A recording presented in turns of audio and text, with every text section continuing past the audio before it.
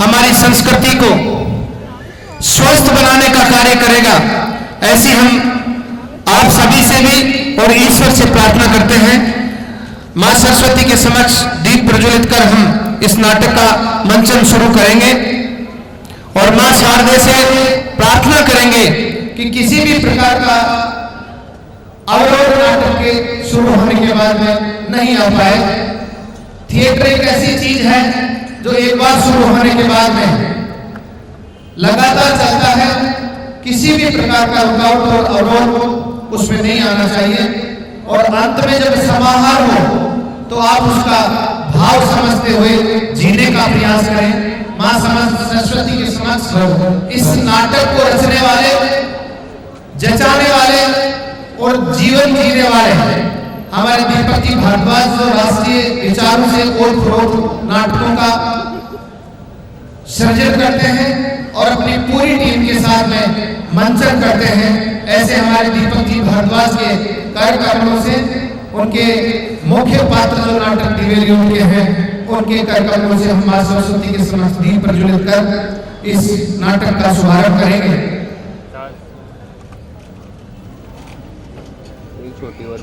कार्यक्रम बहुत होते हैं, मंचन भी बहुत होते हैं, लेकिन मैं आपसे फिर निवेदन करूं कि जयपुर के अंदर या बड़े महानगरों के अंदर नाटक का मंचन होता रहता है, लेकिन हमारे सीकर में एक अनूठा प्रयास है। इसमें कई प्रकार की चुनौतियां भी तकनीकी रूप से होती हैं, लेकिन हमने उसको जीने का प्रयास किया है। दीपक जी भारद्वाज हमारे बीच उपस्थित हैं। वो इस नाटक का थीम और इस नाटक का परिचय आप सभी के समक्ष रखेंगे, जो इसके निर्देशक हैं। तन्मय मनोहर शिव संकल्पमस्तु। मैं आपके बीच इस दिव्य विजय नवीन नाटक की कथा वस्तु का परिचय प्रस्तुत करना चाहूंगा। अगर आपको ये नाटक आज की प्रस्तुति के बाद पसंद आता है तो एक चीज आप मानकर चलिए कि आप उन लोगों में शामिल हैं जिन्होंने इस नाटक की पहली प्रस्तुति देखी। ये नाटक पिछले 10 दिन पहले अस्तित्व में नहीं था। मातृभूमि का आशीर्वाद हुआ और एक रात मात्र 10 घंटे लगातार की सीटिंग हुई और ये नाटक कागज पे उतारा गया और पहली बार इस शेखावाटी साहित्य संगम के मंच पर इस नाटक को प्रस्तुत करने का अवसर मिला। महाराणा प्रताप इतिहास के वे किरदार हैं जिनको किसी पहचान की आवश्यकता नहीं। इतिहास के चोरों ने उनके इतिहास को कुछ विकृत करने का प्रयास किया। हल्दीघाटी युद्ध के परिणाम पर कई इतिहासकार, कई विद्वान मतभेद रखते हैं, लेकिन ये ऐसा युद्ध है, दिवेर का युद्ध, जिसके परिणाम पर किसी का मतभेद नहीं है। महाराणा प्रताप की इस युद्ध में स्पष्ट विजय हुई और केवल स्पष्ट विजय नहीं हुई, उस युद्ध के बाद मात्र 11 महीने में उतना मेवाड़ जो उनके पिता उदय सिंह जी से उनको प्राप्त हुआ था महाराणा प्रताप को, वो सारा मेवाड़ की भूमि उन आतताइयों से मुक्त करा ली गई थी। और दिवेर का युद्ध वह युद्ध था कि मात्र 1200 सैनिकों की टुकड़ी ने 36,000 सैनिकों को रवाना किया। तो ये घटना हम सबके लिए गौरव का विषय है। ये घटना हम सबके लिए प्रातः स्मरण करने की घटना है। जब महाराणा प्रताप हल्दीघाटी युद्ध के बाद संसाधनों के जुटाने के लिए चिंतन कर रहे थे, दानवीर भामाशाह वहां आते हैं, मालवा की विजय का धन उन्हें सौंपते हैं और साथ ही अपने पूर्वजों द्वारा एकत्रित किया गया धन भी महाराणा प्रताप को मातृभूमि की सेवा के लिए समर्पित कर देते हैं। वहीं से इस नाटक की कथा शुरू हुई। उस धन को पाकर वो धन इतना था उस जमाने में कि 25,000 सैनिकों को 12 वर्षों तक खाना, हथियार और समस्त सुविधाएं दी जा सकती। आप सोचिए कि कितना धन निस्वार्थ भाव से मातृभूमि के लिए अर्पित किया गया होगा। उसके बाद उस युद्ध में केवल 3 पहर वो युद्ध चला और उस 3 पहर के युद्ध में मेवाड़ी वीरों के भालों ने, तीरों ने, कोफर के पत्थरों ने और तलवारों ने जो मुगलिया सेना को मजा चखाया वो इतना रहा कि उसके 20 किलोमीटर दूर के थाने उस युद्ध की खबर मात्र से खाली हो गई। तो आप वीरता का अंदाजा लगाना कितना कठिन कार्य है। मैं आपके और नाटक के बीच में बहुत अधिक समय नहीं रहूंगा। नाट्य प्रस्तुति हम प्रारंभ करते हैं। यहाँ युद्धरंग संस्कृत नाट्य दल को अवसर देने के लिए आयोजकों को हृदय से अत्यंत आभार। मैं कामना करता हूँ कि आप सबको ये प्रस्तुति पसंद आएगी। एक छोटा सा निवेदन मैं अवश्य करूँगा कि आपके जेब में एक छोटा सा इलेक्ट्रॉनिक डिवाइस है, कृपा करके उसको मोबाइल कहा जाता है, उसको आप साइलेंट मोड पे या स्विच ऑफ मोड पर रख दीजिए। इन कलाकारों ने पिछले 10 दिनों में 12-12 घंटे मेहनत की है, तब ये प्रस्तुति तैयार हुई। आपके लिए 1 घंटे की प्रस्तुति है, हमारे लिए ये 12 घंटे गुना 10 दिन 120 घंटे हैं और 1 व्यक्ति के 120 घंटे हैं, कुल 22 लोगों के 120 घंटे। आप अंदाजा लगाइए कितना परिश्रम इसमें लगा है। तो आपसे आग्रह है, जहाँ जहाँ आपको लगे कलाकार ने कुछ अच्छा अभिनय किया है तो आपकी तालियां बजाने में कंजूसी मत कीजिएगा, क्योंकि ये नाटक ये सोचकर लिखा गया है कि राजस्थान की भूमि में और पूरे भारत देश की भूमि में इसके 100 से अधिक मंचन किए जाए, ऐसा संकल्प है। और आपको कुछ दोष लगे तो जरूर नाट्य प्रस्तुति के बाद मेरे कार्य में अवश्य कहिएगा, क्योंकि लेखक भी मैं हूँ, निर्देशक भी मैं हूँ, आवश्यक परिवर्तन जरूर किए जाएंगे। धन्यवाद।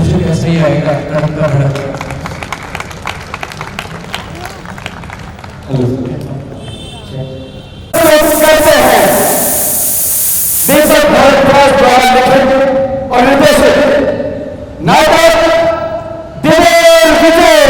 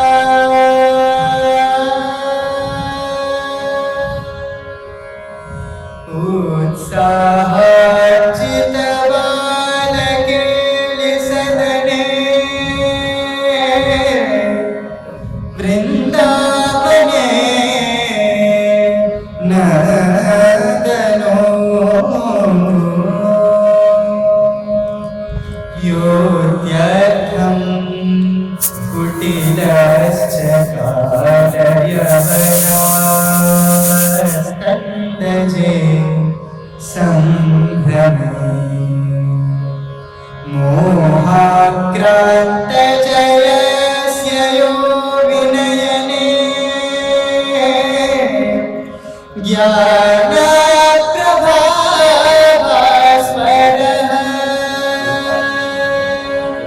पायात्मः समहाद्भुतो यदुपते नाना प्रचारो नयः नाना प्रचारो नयः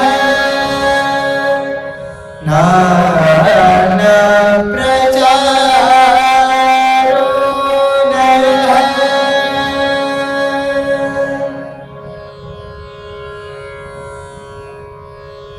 नमस्कार, स्वागत है आप सभी का शेखावती की इस पुण्य धरा साहित्य के सबसे बड़े महाकुंभ शेखावती साहित्य संगम के द्वितीय संस्करण में आयोजित इस सांस्कृतिक नाट्य संध्या भारत भूमि अपनी सभ्यता, संस्कृति और संस्कारों से इस पुण्य धरा ने सदियों से इस पूरे समाज को नई दिशा दिखाई। इस मातृभूमि के सपूतों ने इतिहास के प्रत्येक कालखंड अपने अद्भुत कारनामों से ऐसे प्रतिमान स्थापित किए हैं कि उन वीर सपूतों के प्रति श्रद्धा भाव सहज ही उत्पन्न हो जाए। और ऐसे ही एक वीर राष्ट्रभक्त, वीर शिरोमणि की विजय गाथा लेकर प्रस्तुत है हम युवा दल। आर्यपुत्र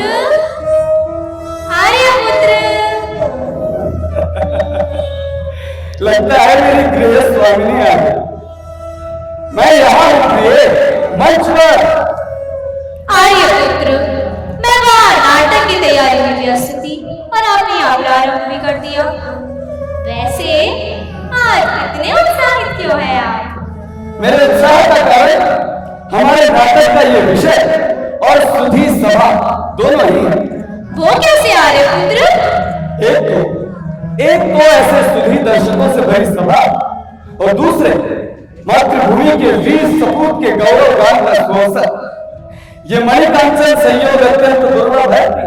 बस इसीलिए मेरा उत्साह दुगना हो रहा है। सो तो है आर्यपुत्र, आज मातृभूमि के इस सपूत का गौरव गान कर हम धन्य होंगे। आज हम प्रस्तुत करेंगे राजस्थान के वीर योद्धा मेवाड़ शिरोमणि हिंदू और सूरत महाराणा प्रताप के जीवन का दिव्य विजय प्रसंग।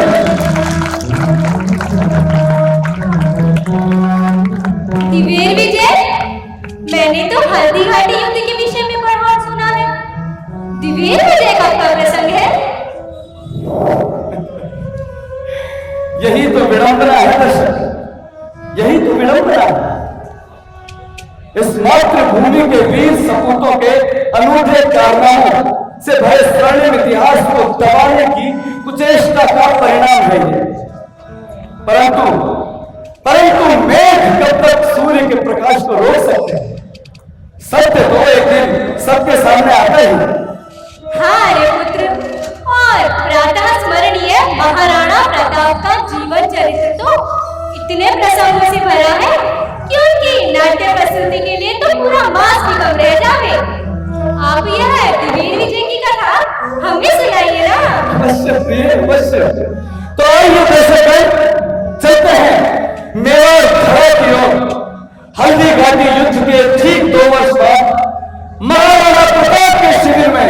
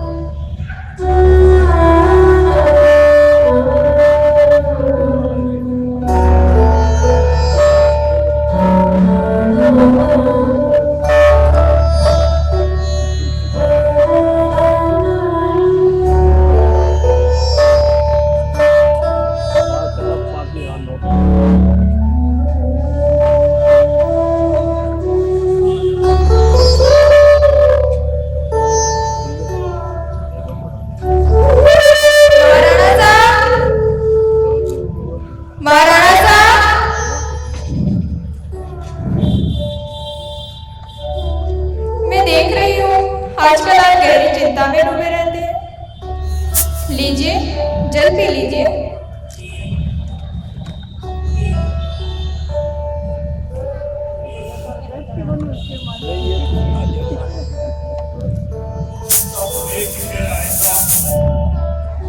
चिंता तो एक ही है रानी साहब, मातृभूमि में मेवाड़ को इन दुष्टों से कैसे मुक्त कराऊं? जब तक मैं मेवाड़ धाम को शत्रुओं से मुक्त नहीं करा लेता, तब तक महलों को छोड़कर वन में निवास करूंगा, सोने चांदी के बर्तनों को छोड़कर पत्थर पर भोजन करूंगा और शैया को छोड़कर भूमि पर शयन करूंगा। स्वामी, अब ये प्रतिज्ञा केवल आप ही की नहीं रह गई। मेवाड़ का एक एक वीर सैनिक इस प्रतिज्ञा को पूरी करने में अपनी जी जान से जुटा हुआ है। मेवाड़ की प्रजा का ये प्रेम ही तो मेरी ताकत है रानी साहब। मेवाड़ी वीरों की तलवार और तीरों का स्वाद मुगलिया सेना ने हल्दी घाटी में अच्छे से चख लिया है। उसके बाद शाहबाज खां और अब्दुल रहीम भी मेवाड़ के शौर्य को जान गए हैं। हमारी प्रतिज्ञा एक दिन अवश्य पूर्ण होगी, एक दिन अवश्य पूर्ण होगी। तो फिर क्या शत्रुओं की बड़ी सेना की चिंता है? नहीं, शत्रु की बड़ी सेना की चिंता होती तो क्या इतना संघर्ष हम कर पाते? हम स्वाभिमान की लड़ाई लड़ रहे हैं रानी साहब। मेवाड़ी वीरों का मातृभूमि प्रेम कितनी भी संख्या हो उससे ऊंचा है। परंतु परंतु क्या महाराणा साहब? परंतु राष्ट्र प्रेम से परिवार नहीं चलता रानी साहब। हमारे सैनिकों के भी परिवार है और हम उन्हें जितना वेतन दे पा रहे हैं उससे उनके परिवार का निर्वाह बहुत कठिन है। और इस समय राजकोष की जो दशा है उसे देखकर तो कुछ समय बाद इतना वेतन दे पाना भी कठिन हो जाएगा। हाँ, ये तो है। परंतु सत्य मार्ग पर कठिनता तो आएगी ही। हाथ धैर्य रखें, कोई ना कोई मार्ग अवश्य ही निकल जाएगा। मैं कठिनाइयों से नहीं डरता रानी साहब, परंतु हमारे सैनिकों के परिवार का ध्यान रखना हमारा कर्तव्य है।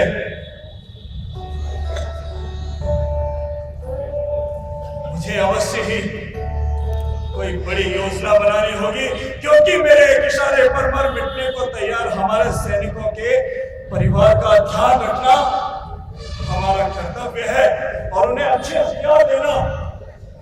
जरूरी है, इसलिए कोई बड़ी योजना बनानी होगी। महाराणा सारी जय हो। महामंत्री भामाशाह और उनके भाई ताराचंद जी पधारे हैं और उनकी अगवानी कुंवर अमर सिंह जी ने की है। अब वे आपसे मिलना चाहते हैं। भामाशाह जी, वो तो मालवा की तरफ गए थे। उन्हें प्रवेश कराओ सैनिक। जो हो महाराणा। महाराणा सारी जय हो, महाराणा सारी जय हो। पधारिए भामाशाह जी, आपका स्वागत है।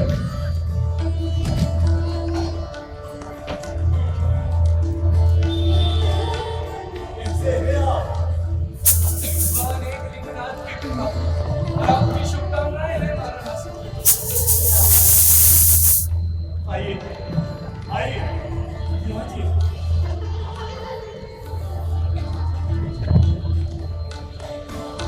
मालवा की यात्रा कैसी रही? इस बार तो बड़ी सफलता मिली है।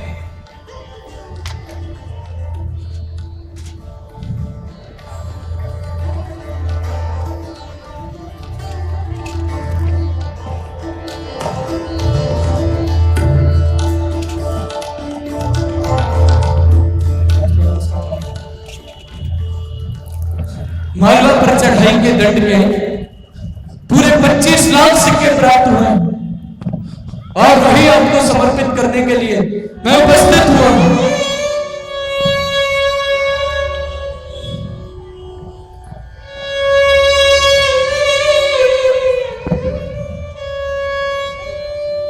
अरे वाह वाह भामाशाह जी, वाह, ये तो बहुत बड़ी सफलता है। परंतु इस पूरी राशि को मैं कैसे ले सकता हूँ? नियम तो यह है कि चढ़ाई से मिलने वाला दंड चढ़ाई करने वाले को मिलता है। ये तो आपका निजी धन है। नहीं महाराणा साहब, नहीं, यह मातृभूमि की रक्षा करने का अवसर है, हमारी निजी संपत्ति नहीं। जो कुछ है इस मातृभूमि मेवाड़ का, ये धन मातृभूमि मेवाड़ का, ये शरीर मातृभूमि मेवाड़ का और ये प्राण मातृभूमि मेवाड़ के लिए समर्पित है। महाराणा साहब, आप हमारे नायक हैं और आपकी प्रतिज्ञा पूर्ण करना हम सबका कर्तव्य है। भामाशाह जी, मातृभूमि मेवाड़ की विजय ही मेरे जीवन का अंतिम लक्ष्य है। परंतु आपका धन है। मेरा धन कहाँ है? मेरे पुरखों ने मातृभूमि से लिया और वही आज समर्पित कर रहा हूं। मालवा से मिली इस राशि के साथ साथ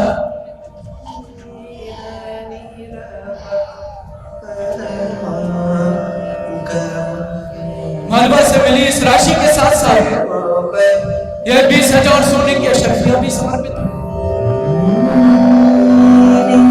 आप संकोच और विचार न करें महाराणा साहब, आप संकोच और विचार न करें महाराणा साहब, ये सब स्वीकारें और सेना को संगठित करें।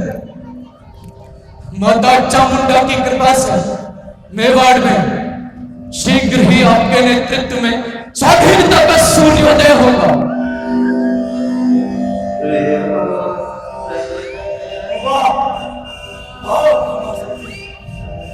आपका समर्पण और मातृभूमि के प्रति निष्ठा ने मुझे निशब्द कर दिया है।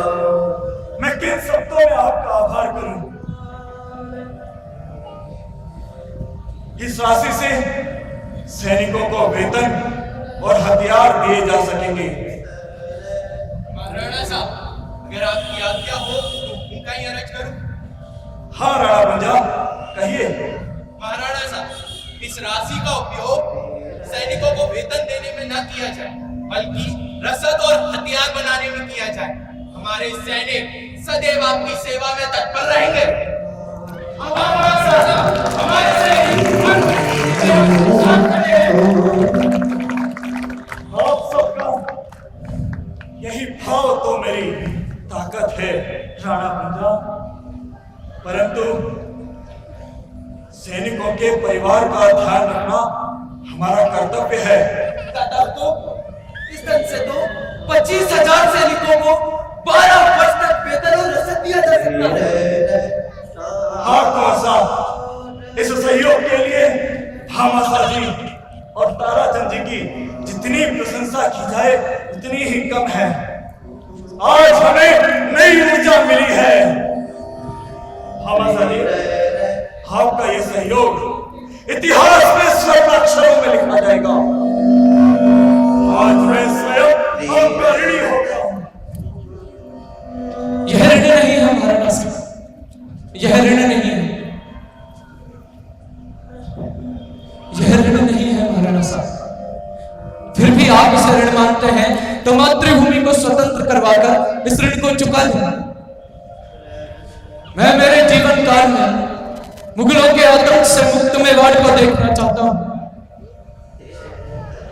मैं जब मेवाड़ की जनता पर मुगलों के आतंक की खबर सुनता हूं तो हृदय ऐसी पीड़ा से भर आता है। महाराणा साहब, कष्टों के अंधकार में डूबी इस प्रजा की रक्षा अब आप ही कर सकते हैं। केवल मेवाड़ ही नहीं, पूरा राजपूताना आपकी ओर आशा भरी नजरों से देख रहा है।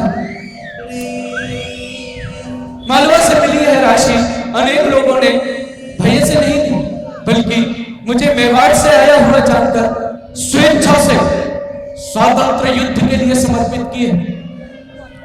और वे राजा महाराजा जो किसी डर या लालच के कारण मुगलों की गोद में बैठ गए हैं, वे भी आप ही की जीत की प्रार्थना करते हैं महाराणा साहब।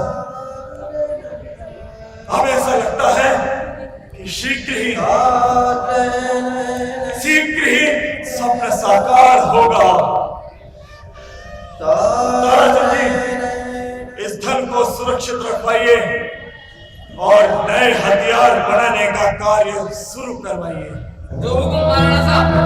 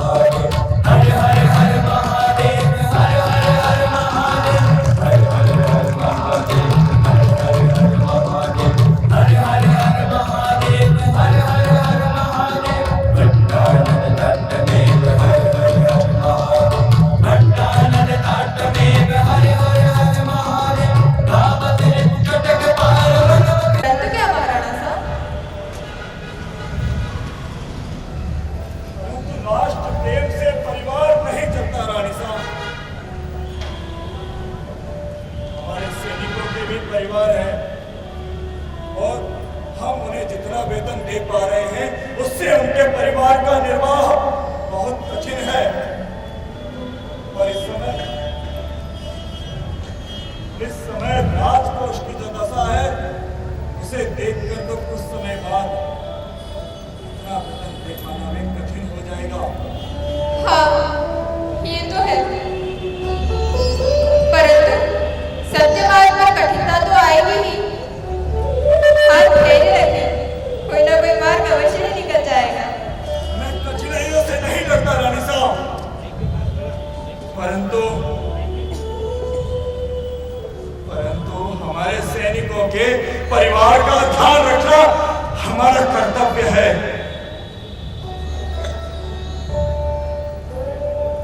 मुझे अवश्य ही कोई बड़ी योजना बनानी होगी, क्योंकि मेरे एक इशारे पर मर मिटने को तैयार हमारे सैनिकों के परिवार का ध्यान रखना हमारा कर्तव्य है और उन्हें अच्छे हथियार देना ये भी तो जरूरी है।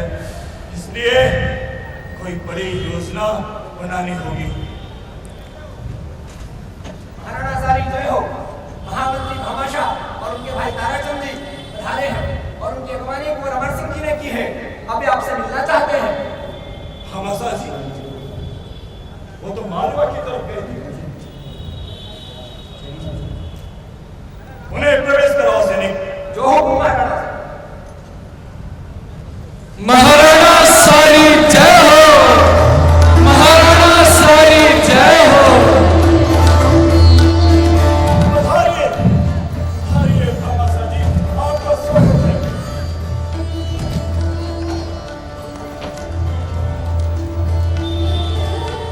कैसे हैं आप? आपकी शुभकामनाएं हैं महाराणा साहब। आइए आइए यहाँ जी।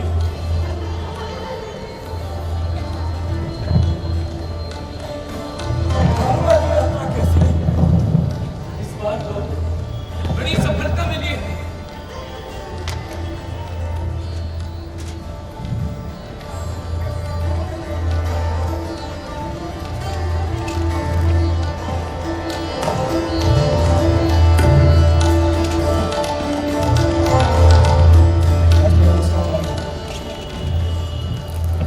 मालवा पर चढ़ाई के दंड में पूरे 25 लाख सिक्के प्राप्त हुए हैं और वही आपको समर्पित करने के लिए मैं उपस्थित हुआ हूं।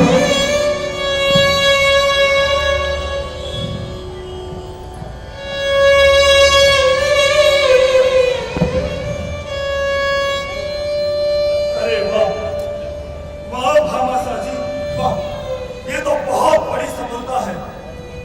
परंतु इस पूरी राशि को मैं कैसे ले सकता हूँ? नियम तो यह है कि चढ़ाई से मिलने वाला दंड चढ़ाई करने वाले को मिलता है। ये तो आपका निजी धन है। नहीं महाराणा साहब, नहीं, यह मातृभूमि की रक्षा करने का अवसर है, हमारी निजी संपत्ति नहीं। जो कुछ है इस मातृभूमि मेवाड़ का, ये धन मातृभूमि मेवाड़ का, ये शरीर मातृभूमि मेवाड़ का और ये प्राण मातृभूमि मेवाड़ के लिए समर्पित है महाराणा साहब। महाराणा साहब, आप हमारे नायक हैं और आपकी प्रतिज्ञा पूर्ण करना हम सबका कर्तव्य है। भामाशाह जी, मातृभूमि मेवाड़ की विजय ही मेरे जीवन का अंतिम लक्ष्य है। परंतु आपका धन है। मेरा धन कहाँ है? मेरे पुरखों ने मातृभूमि से लिया और वही आज समर्पित कर रहा हूं। मालवा से मिली इस राशि के साथ साथ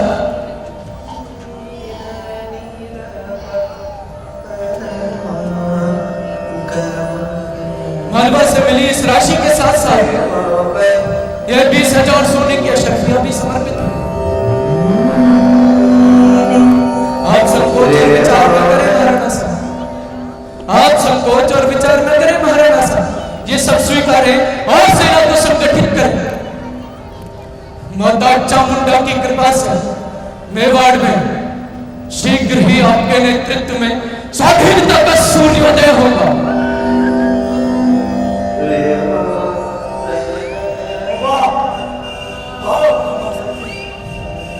आपका समर्पण और मातृभूमि के प्रति निष्ठा ने मुझे निशब्द कर दिया है। मैं किन शब्दों में आपका आभार करूं? इस राशि से सैनिकों को वेतन और हथियार दिए जा सकेंगे। महाराणा साहब, अगर आपकी आज्ञा हो तो उनका ही अर्ज करूं? हाँ राणा पंजा, कहिए। महाराणा साहब, इस राशि का उपयोग सैनिकों को वेतन देने में न किया जाए, बल्कि रसद और हथियार बनाने में किया जाए। हमारे सैनिक सदैव आपकी सेवा में तत्पर रहेंगे। हमारे सैनिक आप सबका यही भाव तो मेरी ताकत है राणा पंजा। परंतु सैनिकों के परिवार का ध्यान रखना हमारा कर्तव्य है। दादा, तो इस ढंग से तो 25,000 सैनिकों को 12 वर्ष तक वेतन और रसद दिया जा सकता है। हाँ कुंवर साहब, इस सहयोग के लिए भामाशाह जी और ताराचंद जी की जितनी प्रशंसा की जाए उतनी ही कम है। आज हमें नई ऊर्जा मिली है। भामाशाह जी, आपका ये सहयोग इतिहास में स्वर्ण अक्षरों में लिखा जाएगा। आज मैं स्वयं आपका ऋणी हो गया हूं। यह ऋण नहीं है महाराणा साहब, यह ऋण नहीं है, यह ऋण नहीं है महाराणा साहब। फिर भी आप इसे ऋण मानते हैं तो मातृभूमि को स्वतंत्र करवाकर इस ऋण को चुका दूं। मैं मेरे जीवन काल में मुगलों के आतंक से मुक्त मेवाड़ को देखना चाहता हूं। मैं जब मेवाड़ की जनता पर मुगलों के आतंक की खबर सुनता हूं तो हृदय ऐसी पीड़ा से भर आता है। महाराणा साहब, कष्टों के अंधकार में डूबी इस प्रजा की रक्षा अब आप ही कर सकते हैं। केवल मेवाड़ ही नहीं, पूरा राजपूताना आपकी ओर आशा भरी नजरों से देख रहा है। मालवा से मिली है राशि अनेक लोगों ने भैया से नहीं दी, बल्कि मुझे मेवाड़ से आया हुआ जानकर स्वेच्छा से स्वातंत्र युद्ध के लिए समर्पित किए हैं। और वे राजा महाराजा जो किसी डर या लालच के कारण मुगलों की गोद में बैठ गए हैं, वे भी आप ही की जीत की प्रार्थना करते हैं महाराणा साहब। हमें ऐसा लगता है कि शीघ्र ही स्वप्न साकार होगा।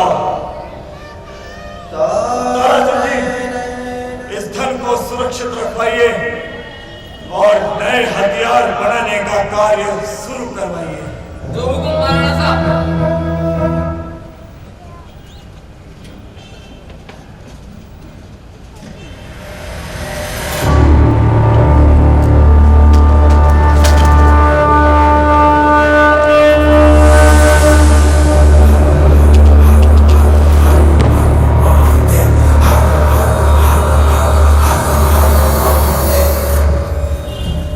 साथियों, अब निर्णय जीतने का समय आ गया है। भगवान एक गरीब की कृपा से हमें सब संकेत मिल रहे हैं। मुझे विजय सामने नजर आ रही है। हमारा लक्ष्य होगा टिबेट। हाँ, टिबेट राजनीति की दृष्टि से सबसे महत्वपूर्ण स्थान है। वहां कब्जा करके कुंभलगढ़ पर रसद पहुंचने के मार्ग बंद किए जा सकते हैं। हाँ दादा, हाँ, टिबेट के निकट ही पश्चिम बंदौर और मदारिया चौकियां भी है। टिबेट से वहां अधिकार करना भी सरल होगा। मुझे लगता है कि टिबेट से ही हमारी विजय का द्वार खुलेगा। महाराणा साहब,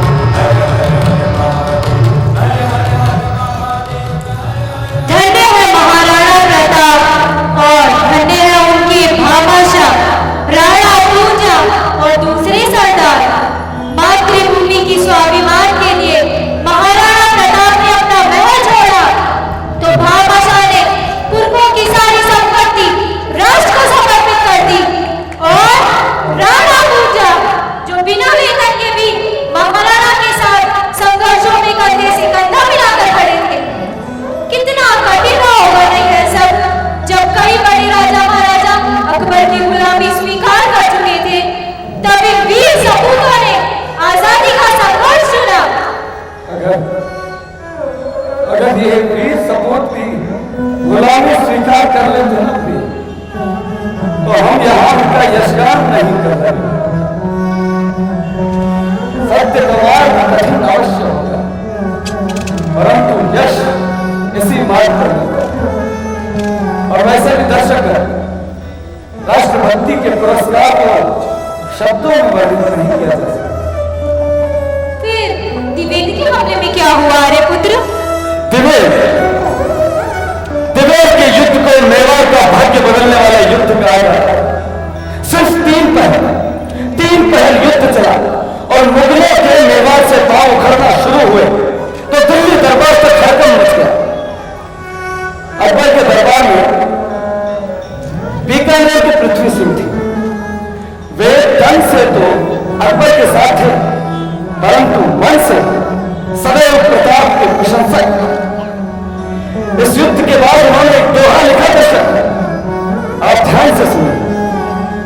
माया राणा पूत जन जेरा राणा प्रताप, अकबर सूतो ओछ के जैन सिनारे सारा। वाह, कितना अद्भुत पराक्रम किया होगा मेवाड़ी वीरों ने दिलेर में। आप विस्तार से बताइए ना। अवश्य प्रिय, अवश्य। केवल तुम्हें ही नहीं, हमारे दर्शकगण को भी बताओ। तो चलिए दर्शकगण, चलते हैं दिल्ली की ओर, मुगल सेनापति सुल्तान खान के शिविर में।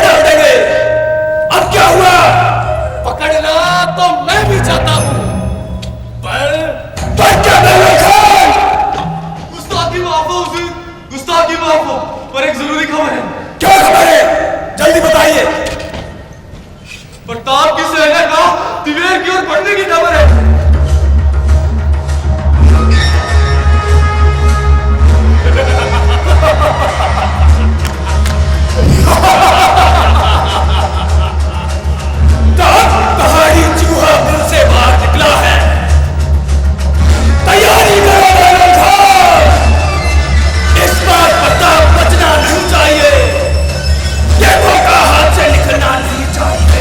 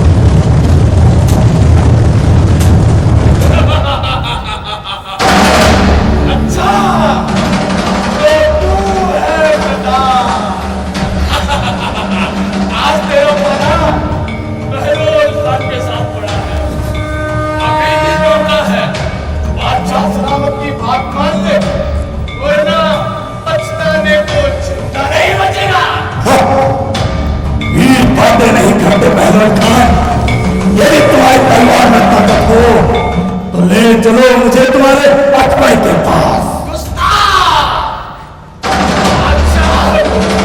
नाम से काटता है, आज तेरा आखिरी दिन है। यलगा!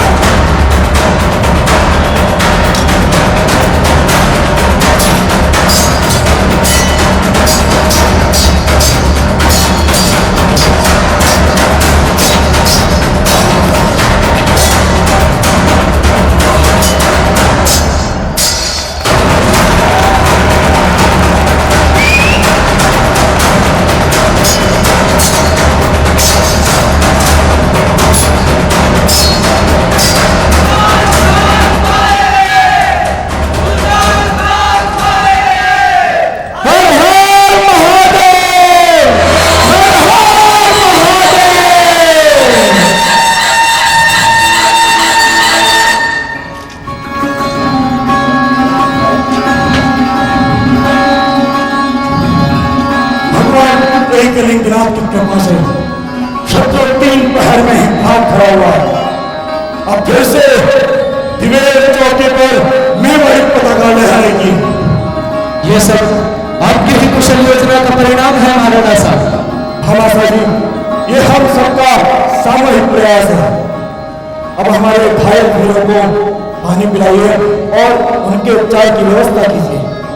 सारी व्यवस्थाएं हो गई हैं महाराणा साहब। आज कुंवर अमर सिंह ने भी अद्भुत पराक्रम दिखाया है। सुल्तान खान जैसे बड़े सेनापति को मार गिराया। ये आपका ही तो आशीर्वाद है दादा।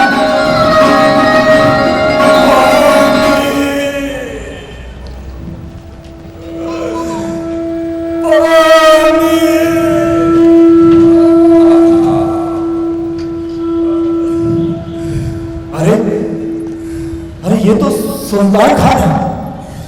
सैनिक भामाशाह जी, इनका भाला निकाल दीजिए।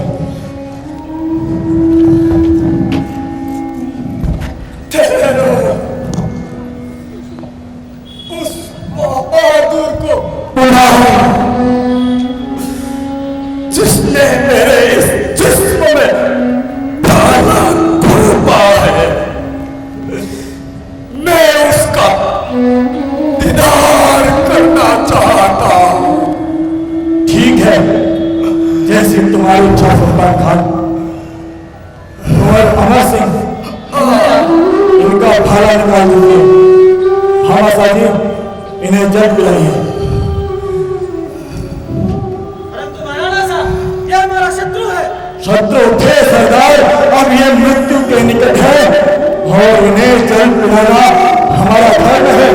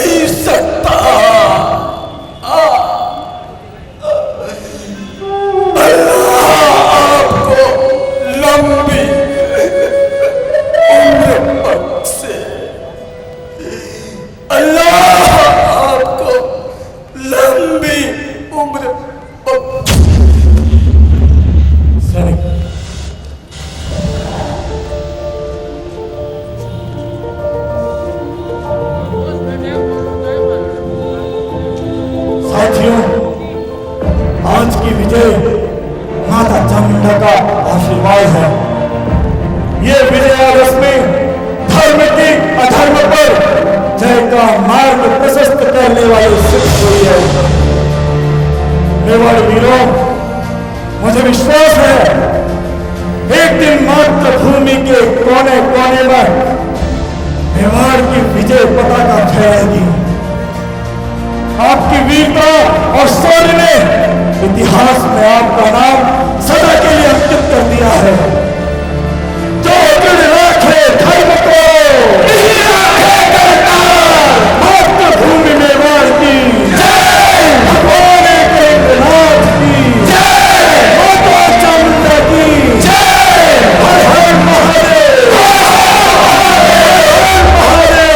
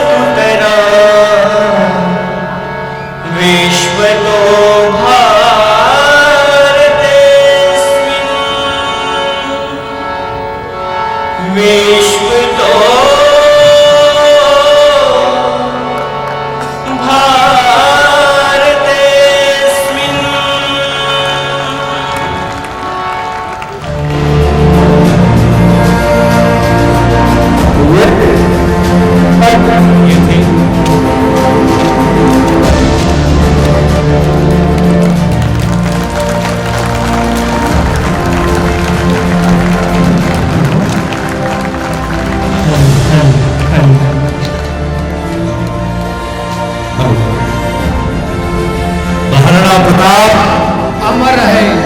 अमर रहे। कृपया मेरे साथ दोहराएं, महाराणा प्रताप अमर रहे, महाराणा प्रताप अमर रहे, महाराणा प्रताप अमर रहे। ये थी प्रस्तुति दिव्य विजय। आशा करते हैं आपके हृदय तक ये प्रस्तुति पहुंची होगी।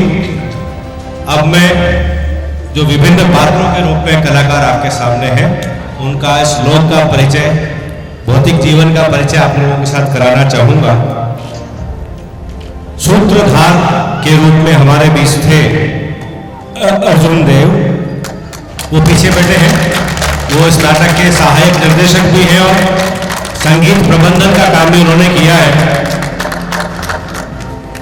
नटी के रूप में पलक गुप्ता,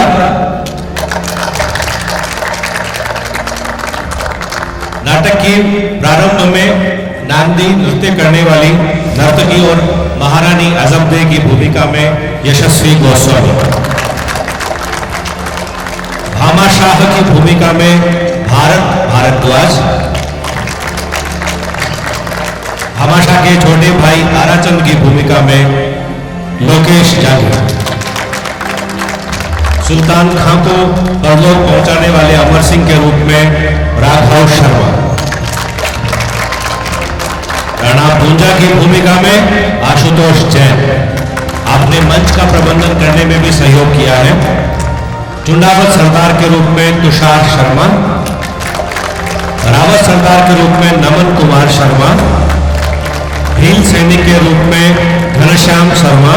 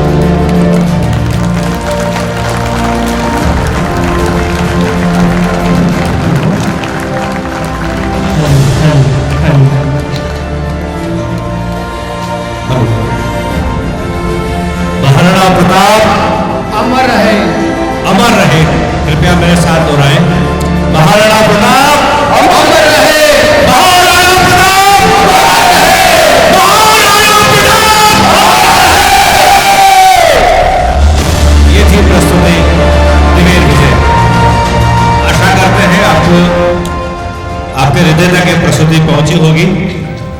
अब मैं जो विभिन्न पात्रों के रूप में कलाकार आपके सामने हैं, उनका इस लोक का परिचय, भौतिक जीवन का परिचय आप लोगों के साथ कराना चाहूंगा। सूत्रधार के रूप में हमारे बीच थे अर्जुन देव, वो पीछे बैठे हैं। वो इस नाटक के सहायक निर्देशक भी हैं और संगीत प्रबंधन का काम भी उन्होंने किया है। नटी के रूप में पलक गुप्ता,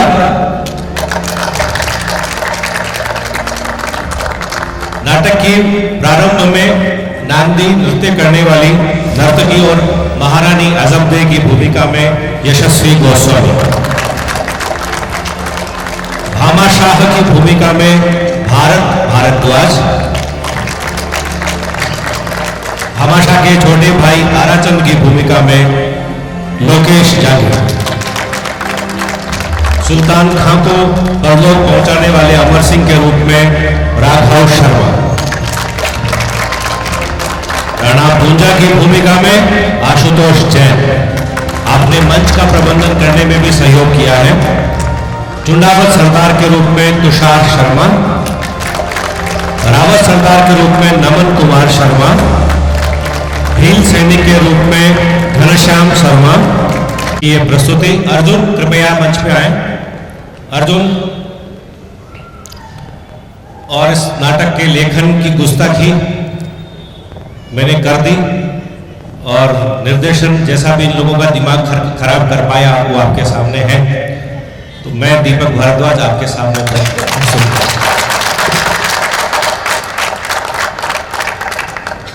सभी कलाकारों का हम इस मंच पे सम्मान करवाना चाहेंगे। विवेक जी से निवेदन है कृपया शीघ्रता से मंच पे आ जाए। राम सिंह जी, विकास जी, दीपेंद्र जी, मुकेश जी शर्मा, सचिन जी शर्मा, अवधेश जी शर्मा, सुरेंद्र जी शर्मा, अभिमन्यु सिंह जी, आप कृपया मंच पे आ जाएं और एक एक कर महाराणा प्रताप के इस अद्भुत नाटक के कलाकारों का मोमेंटो और माला पहनाकर सम्मान करें, सत्कार करें। शेखावाटी साहित्य संगम की टीम के सदस्य मंच के पास आ जाएं और हमारे कलाकारों का प्रतीक चिन्ह भेंट कर क्रम से सम्मान करें। सबसे पहले विवेक जी,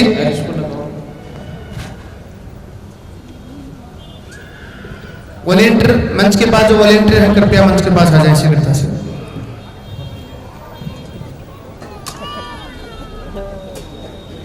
एक गाड़ी पीछे की गाड़ी में 7165 7165 खड़ी है, कृपया उसको तुरंत हटा दें। 7165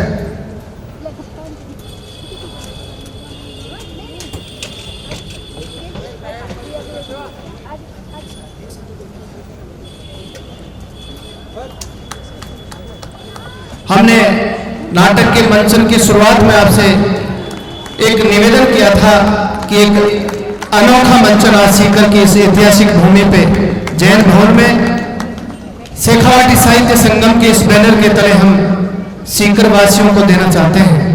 और निसंदेह मंचन के बाद ऐसा महसूस हो रहा है कि पात्रों ने अपने अपने पात्र को मन से जिया और महाराणा प्रताप की यादें हमारे मन में ताजा कर दी।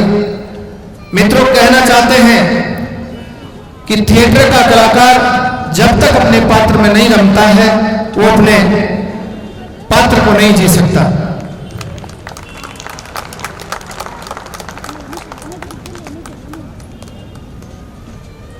हमारा परम सौभाग्य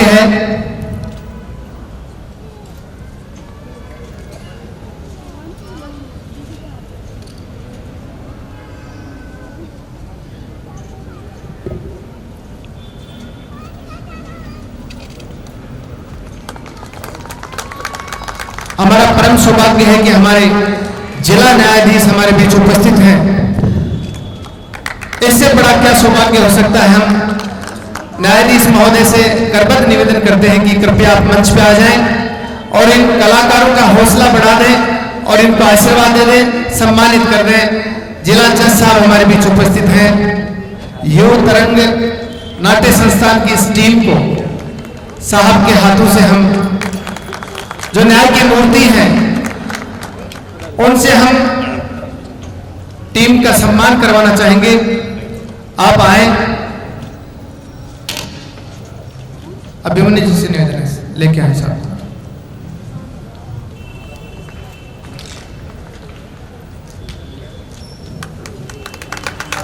जोरदार तालियों से आप स्वागत करें, अभिनंदन करें।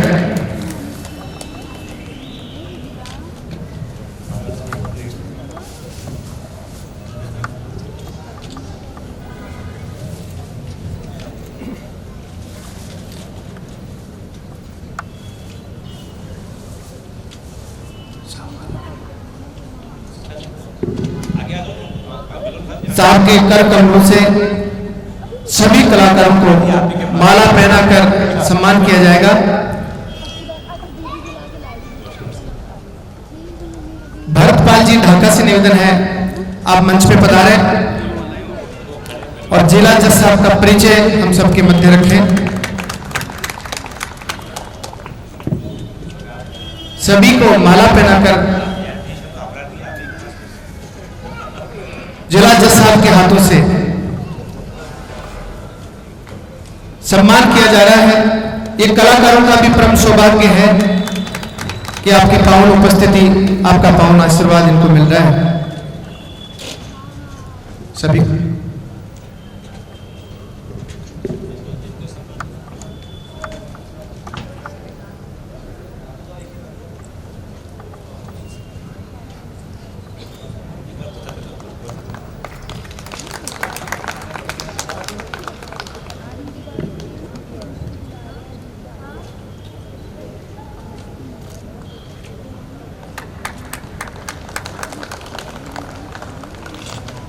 सभी कलाकारों का सम्मान होगा, उसके बाद एक ग्रुप फोटो होगा।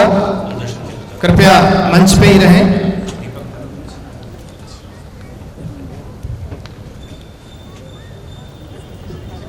हमारे मंच में मेजर सुरेंद्र सिंह जी पूनिया साहब उपस्थित हैं। आपसे भी हमारा करबद्ध निवेदन है कि इन कलाकारों का हौसला बढ़ाने के लिए और इनके साथ में जज्बे के साथ में एक ग्रुप फोटो खिंचवाने के लिए आप भी मंच पे पधारें। मेजर सुरेंद्र जी पूनिया साहब, हमारा परम सौभाग्य है कि मेजर पूनिया साहब ने भी इस शेखावाटी साहित्य संगम में 2 सत्र पूरे मन से रखे और यूथ को एक नई दिशा देने का प्रयास किया है। आपने देश की सेना में उत्कृष्ट सेवाएं दी हैं, आपने राष्ट्रपति भवन में भी अपनी सेवाएं दी हैं। दीपिका जी, दीप्ति जी और कविता जी, आप तीनों से भी निवेदन है कि आप इस ग्रुप फोटो में मंच पे पधारें। मेजर सुरेंद्र जी पूनिया हमारे बीच उपस्थित हैं, आपसे भी निवेदन है कि आप मध्य में विराजें और साहब के साथ में ग्रुप फोटो इन कलाकारों के साथ में लें। दीपिका जी, दीप्ति जी शीघ्रता से आए।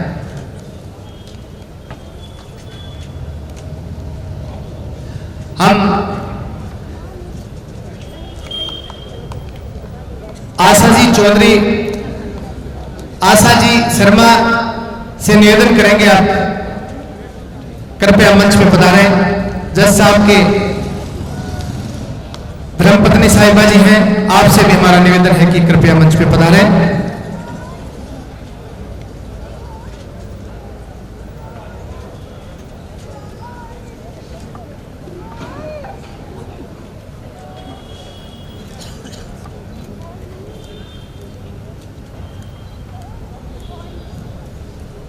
जब जब भारत माता के नारे गूंजते हैं, महाराणा प्रताप के नारे गूंजते हैं, पन्नाधाय के नारे गूंजते हैं, तो हमारे युवाओं में एक अलग तरह का जोश, नव पीढ़ी में एक अलग तरह का जोश संचारित होता है। शेखावाटी साहित्य संगम में ये मंचन करवाने का उद्देश्य देवेर युद्ध का भी यही है कि हम हमारे संस्कारों को अगली पीढ़ी में स्थानांतरित करें।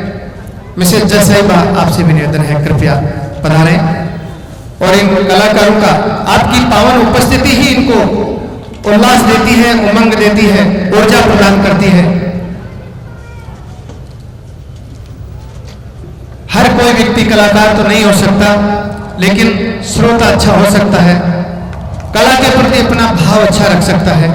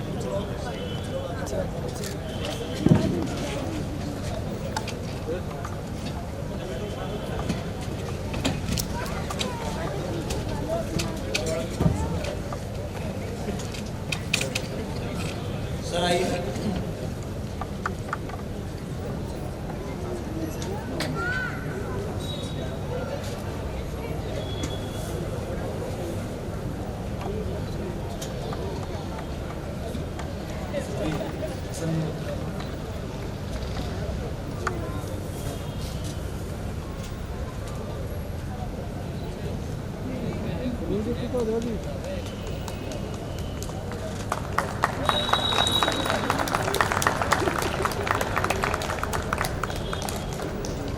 बहुत आभार जज साहब का और सभी अतिथि महानुभावों का हम हृदय की गहराइयों से धन्यवाद करते हैं कि आपने कलाकारों का हौसला बढ़ाया, संबल दिया। जो भी सुधीगण पधारे हैं